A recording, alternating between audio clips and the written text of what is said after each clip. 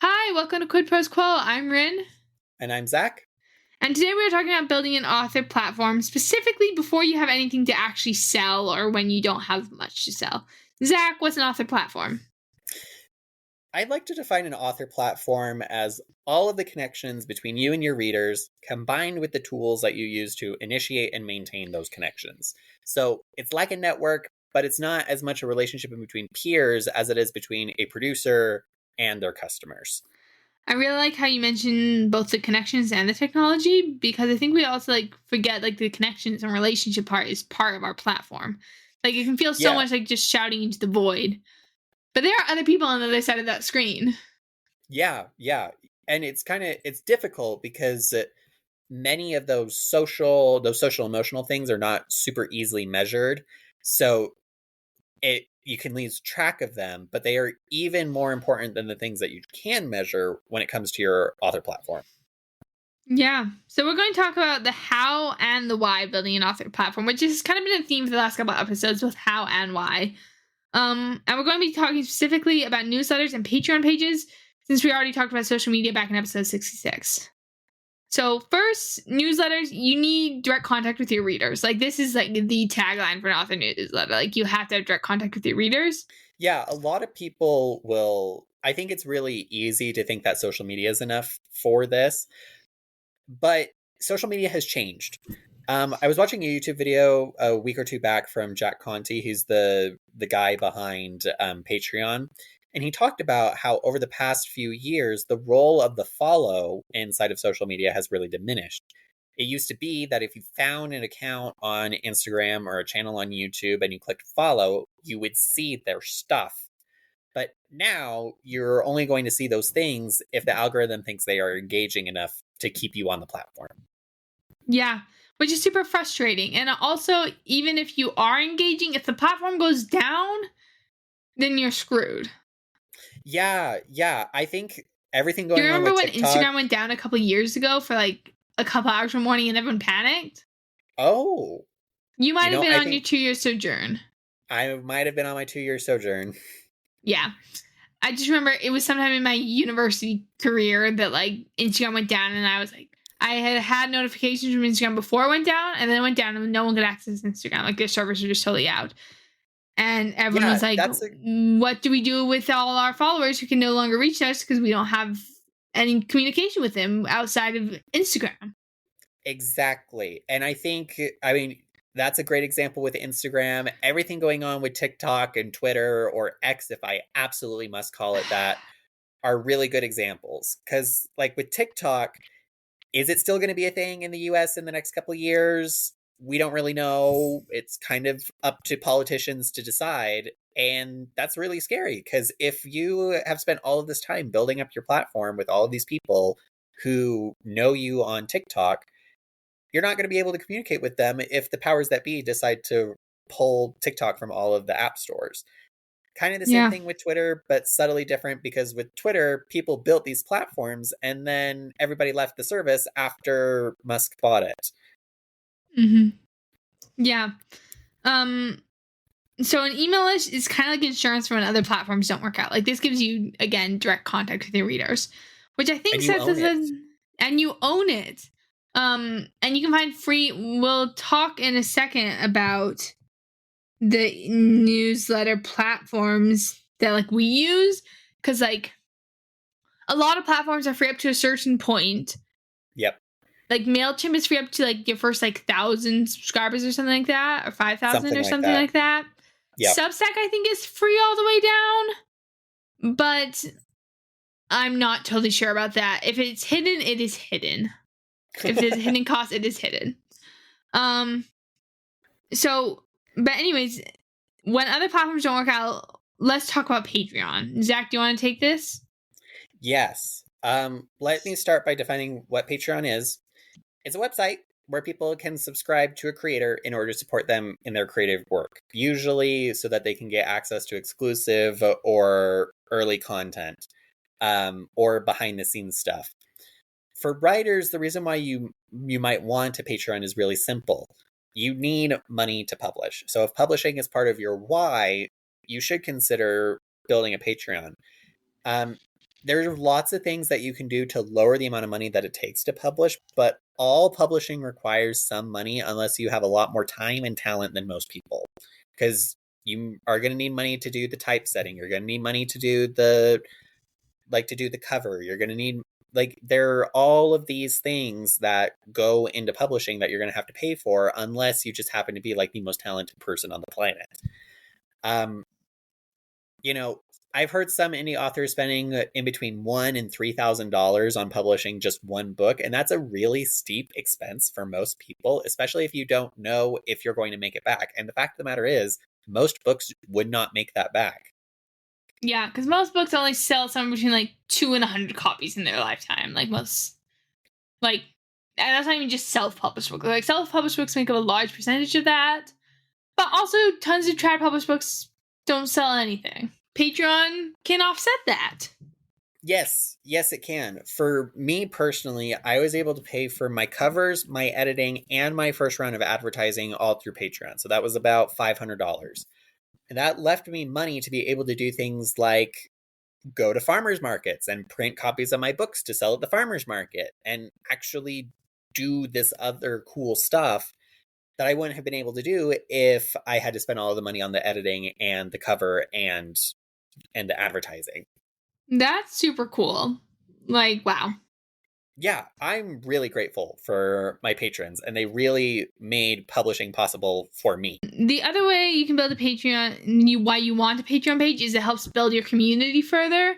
Like, your fans can connect, and humans, need and love connection. Yeah. So Patreon is, the place for, a community, discourse. Or you can use Discord if you want it to be a totally free community. Yep. But if you want it to be paid, you can also have both. I know creators have a free Discord, a paid, Patreon Discord, and a Patreon. So, tons of things. But let's talk about email. Oh, go ahead. You can also link Patreon to your Discord. So you can have it where certain channels are available for paid versus free. Oh, that's so cool. I didn't realize you could do that.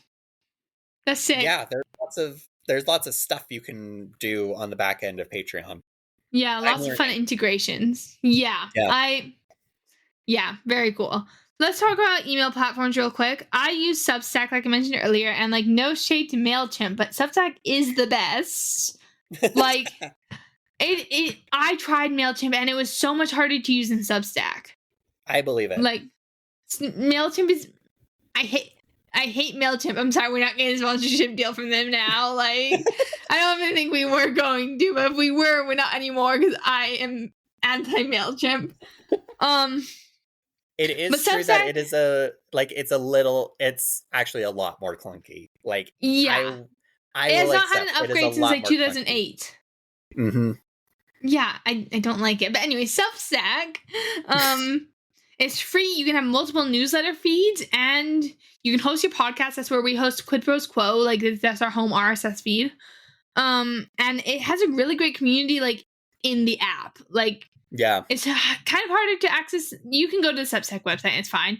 But the app has a Twitter-like feature with they call it notes, Twitter threads equivalent, and you can curate a feed of your favorite newsletters. I just like it so much more than MailChimp. Sorry, Zach. That's okay. The reason why I use MailChimp is because it can host my landing page. And that's stuff that you normally have to create a website for. There are also cool things that you can do with segmentation and auto response. So when somebody signs up, I can deliver my their reader, the freebie that I give them. Yeah. Automatically. I'm just saying Substack does that too. Yeah. Saying. Yeah. Anyways, migrate to Substack. Substack sponsor us. Thanks, Substack. I wish we had a sponsor. That'd be so cool. Can you imagine? Yeah, it would. Anyways, you're going to want to pick a newsletter provider. There are other options out there too. I remember looking at several when I was trying to find one, and there are options out there. Yeah. And do you want to talk about why you should use a platform instead of just a spreadsheet and a Gmail account? Oh, yes, I do. First and foremost, perhaps the most important thing is that it is so much more secure. Okay? cybersecurity is super duper important. I am not an expert, but I am an evangelist for cybersecurity. So use a newsletter provider, not the to form inside of your Gmail or Outlook or Hotmail or whatever you're using. Yeah. It also just looks so much more professional, and you can get data that your normal email provider either doesn't provide or would be really difficult to do. So, for example, with a newsletter, you can see how many people are opening your newsletter, what they're clicking inside, and you can like segment the heck out of everything so that you know where people are. Gmail doesn't tell you that. Yeah. So data, guys, we love data. It's so much fun. And this is because we're also both spreadsheet nerds. Like, we just like data. We like data. We love We're both data. scientists.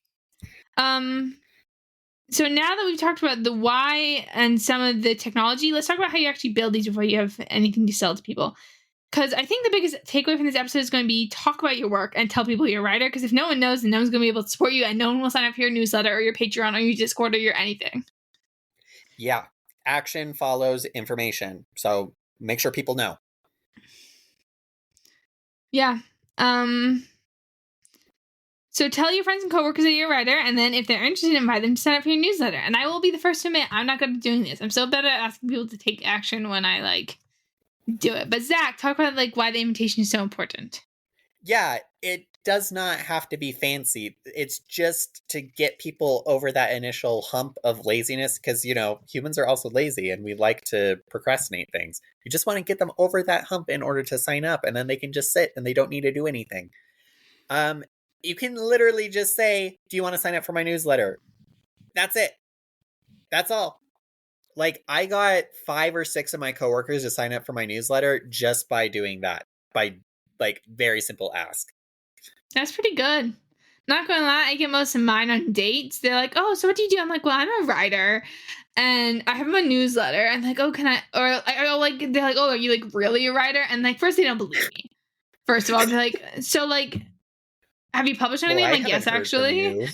And, like, the dating world is kind of rough because they're like, have you published anything? And I'm like, yeah, actually. Yeah. And I have like 7 other novels finished and like another like 6 or 7 in the works, which, as I mentioned earlier, is just way too many works in progress.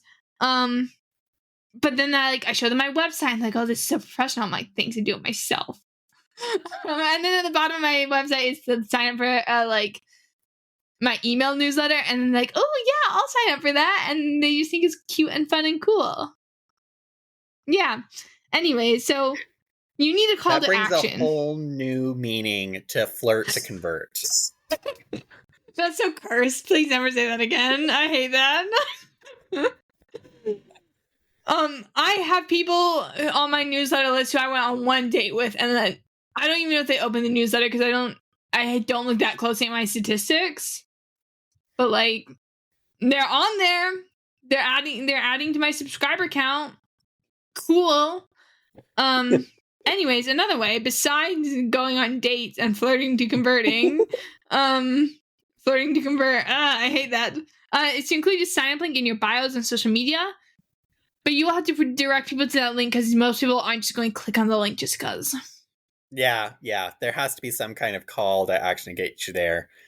Another really common strategy for building your author newsletter is to offer some kind of reader magnet. This is just like a freebie, and it applies to lots of different businesses. But when you're talking about writing, you're trying to find readers. So you want to give things that readers are interested in.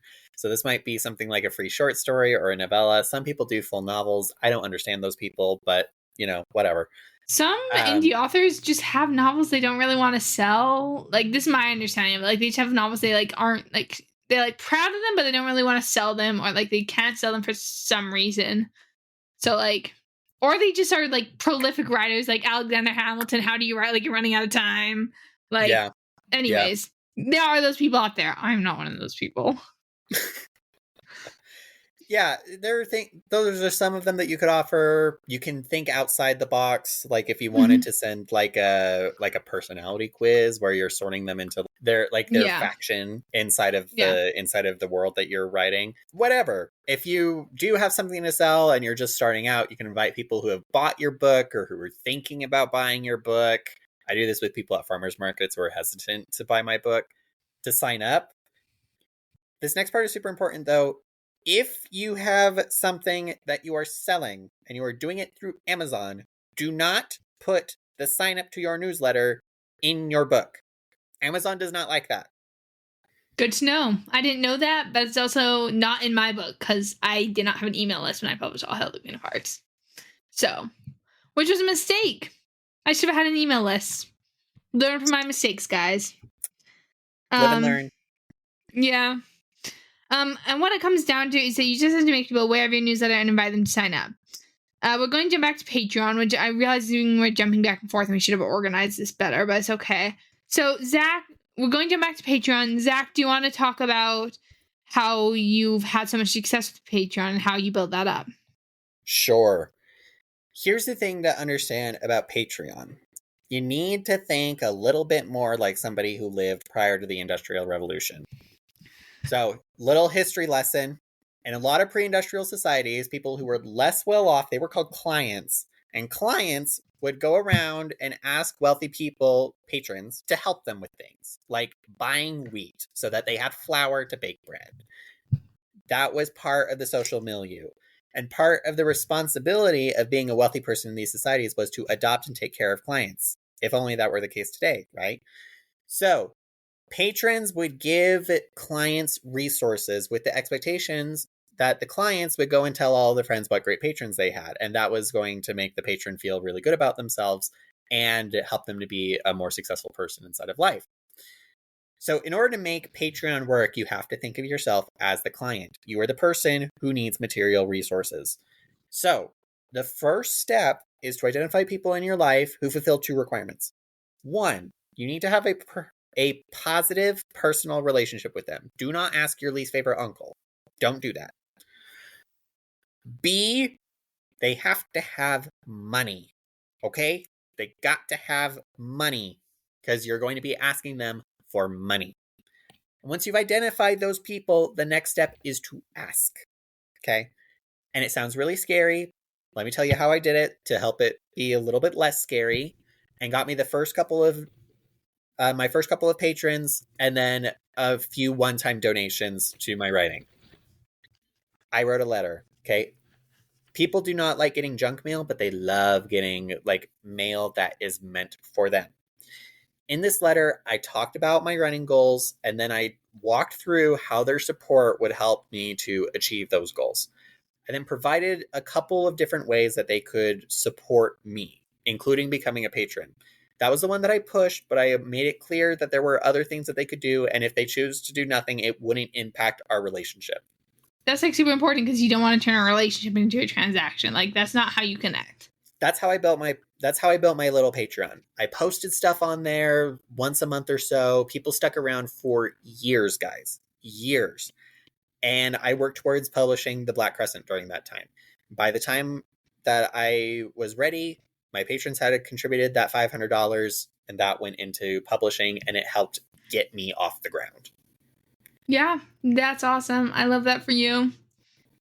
And you've talked about this before, but like a lot of your patrons early on like didn't really care about the exclusive content, right? Or they didn't seem to, at least. I have noticed that there is not a lot of interaction from a lot of those folks in the exclusive content. And it has led me to believe that what draws them to being a patron is that they are happy to know that they are supporting me and my goals. Yeah, that's awesome. One final note on Patreon before we wrap up. It is good to post consistently, even if you don't have patrons, because you don't want it to look abandoned and dead. And it gets you in the habit of posting for when you do have patrons. So, yeah. To sum up, let's recap. We talked about why you should think about getting a newsletter and or a Patreon. Probably both, but if you have to choose one or the other, do the newsletter. For sure. We talked about some of the services for building a newsletter, strategies for getting people to sign up for both the newsletter and the Patreon. And we can sum it up with talk about your writing and then invite people to sign up for your platform. That's it. That's what we got today. This is our 99th episode, guys. It It is, and we're so excited to record our 100th episode. It's going to be very special. We have some big changes coming for the podcast. It's going to be so good, and if you go check in next week for episode 100, we'll have sneak peeks of the next couple episodes that are coming up after episode 100, which is going to be an editing challenge for me, the likes of which I've never seen before. It'll be fun. I'm excited. Okay. We're really looking forward to talking to you guys, so be sure to check in for that 100th episode. Awesome. This has been Quid Pros Quo. Thank you so much. We'll see you next week. Quid Pros Quo is hosted by DC Winters and CK Jensen. If you like this episode, be sure to leave us a rating. And if you'd like to contact us, you can email us at quidprosquo@gmail.com. For more episodes, check us out on Spotify, Apple Podcasts, or wherever else you get your podcasts.